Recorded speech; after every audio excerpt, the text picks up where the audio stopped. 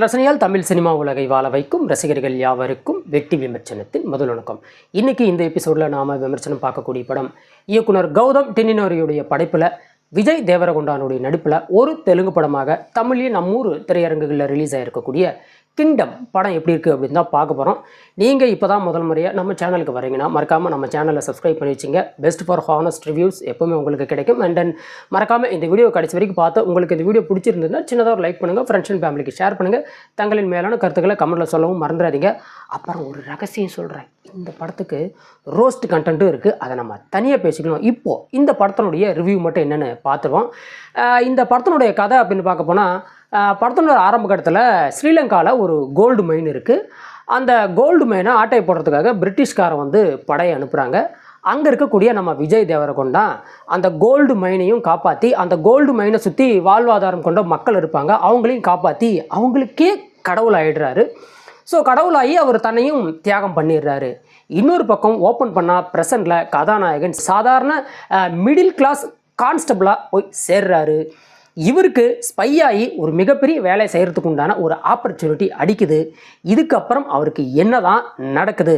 அது மட்டும் இல்லாமல் அந்த ஸ்ரீலங்கா தீவில் இருக்கக்கூடிய மக்கள் அந்த தன் உயிரை தியாகம் செய்த விஜய் தேவரகொண்டா திரும்பவும் வருவார் அப்படின்னு நம்பிக்கிட்டு இருப்பாங்க. ஸோ இதுக்கப்புறம் இந்த கடையில் அடுத்தடுத்து நடக்கக்கூடியது என்னென்ன அப்படிங்கிறது தான் இந்த ஒட்டுமொத்த படமுமே. இந்த படத்தினுடைய நிறை மற்றும் குறை அப்படின்னு பார்த்தோம்னா, என்னை பொறுத்த வரைக்கும் இந்த படத்தினுடைய முதல் நிறையா நான் பார்க்குறது விஜய் தேவரகொண்டாம் அவருடைய நடிப்பு தாங்க. சும்மா சொல்லக்கூடாது. அதாவது அந்த ஸ்ரீலங்காவில் ஓப்பனாக வரக்கூடிய அந்த ஓல்டு தேவரகொண்டானா ஆகட்டும், அதே மாதிரி அந்த கான்ஸ்டபிள் தேவரகொண்டானா அவர் வர காட்சிகளாகட்டும், அண்ட் தென் சேம் டைம் அவர் ஸ்பையாக மாறும்போது அந்த டிரான்ஸ்ஃபர்மேஷன் இருக்குது பார்த்தீங்களா, அந்த டிரான்ஸ்ஃபர்மேஷன்லாம் சும்மா செம்மையாக பாடி ஒர்க் அவுட்டு ஏகப்பட்ட விஷயம் நல்லாவே பண்ணியிருக்காரு. அதெல்லாம் நமக்கு நல்லாவே ஓரளவுக்கு பிடிச்சிருக்குன்னு நினைக்கிறேன். பொதுவாக விஜய் தேவரகொண்டான் ரசிகர்களுக்கு தமிழ் அவர்களுக்கு ஒரு ரசிகர் பட்டாளம் இருக்குது, அவங்களுக்கு கண்டிப்பாக இது பிடிக்கும். அவருடைய அந்த டிரான்ஸ்ஃபர்மேஷன் உண்மையிலே நல்லா இருந்தது. இந்த படத்தில் பாராட்டலாம், மனுஷன் இந்த அளவுக்கு நடிச்சிருக்காரு அப்படின்ட்டு. அதே மாதிரி இந்த படத்தோட அடுத்த நிறை அப்படின்னு பார்க்க போனால், முக்கியமான இந்த படத்தோட ப்ளஸ் பாயிண்ட்டு இந்த படத்தினுடைய அனிருத்தினுடைய பின்னணி இசை. தமிழ், தெலுங்கு, ஹிந்தி எதுக்கு போனாலும் சரி இந்த மனுஷன் ஒரு காட்டிடுறாரு தன்னுடைய திறமையை அப்படிங்கிற மாதிரி. இந்த படத்தினுடைய பெரும்பாலான விஷயங்கள் கொஞ்சம் சலுப்பு தட்ட வண்ணம் இருந்தாலுமே அந்த சலுப்புலேருந்து நம்மளை மீட்டு கடைசி வரைக்கும் இருக்கையில் நம்மளை இருக்க வைக்கிறது அனிருத் ரவிச்சந்திரனுடைய பின்னணி இசை அப்படின்னு சொன்னால் அது மிகையாகாது. ரொம்ப நல்லாவே அவருக்குண்டான பாணியில் அவர் இந்த படத்துக்கு இசையமைச்சிருக்காரு அப்படின்னு சொல்லலாம். அடுத்ததான் இந்த படத்தினோட நிறை அப்படின்னு பார்க்க போனால், கதாநாயகி பாக்யஸ்ரீ போர்ஷே அவங்களுக்கு பெருசாக இந்த படத்தில் ஸ்கோப் இல்லை அப்படின்னாலுமே அவங்களோட நடிப்பு ஓரளவுக்கு நல்லா இருந்தது. இன்னொரு பக்கம் சத்யதேவ் அவரோட நடிப்பெல்லாம் சும்மா சொல்லவே கூடாது. பெரும்பாலும் இந்த படத்தினுடைய நடிகர்களுடைய மேக்ஸிமம் ஸ்க்ரீன் ப்ரெசன்ஸ் நல்லாவே இருந்தது அப்படின்னு நாம் சொல்லலாம். இந்த படத்தினுடைய இன்னொரு நிறையா நம்ம பார்க்க போகிறது இந்த படத்தினுடைய திரைக்கதை. ஸ்டோரி அண்ட் ஃப்ளாட் அப்படின்னு பார்க்கும்போது ரொம்ப யூஸ்வலான ஒன்றா இருந்தாலுமே அந்த ஸ்க்ரீன் பிளே ரிலேட்டடாக அதை அவங்க இன்ட்ரெஸ்ட்டாக எடுத்துகிட்டு போன விதம் நல்லாவே இருந்தது அப்படின்னு நாம் சொல்லலாம். ஏன்னா கதை கொஞ்சம் சொதப்பினாலுமே பெரும்பாலும் திரைக்கதை தான் ஒரு கதையை தூக்கி நிறுத்தும் அப்படின்னு சொல்லுவாங்க, ஒரு படத்தை தூக்கி நிறுத்தக்கூடியது.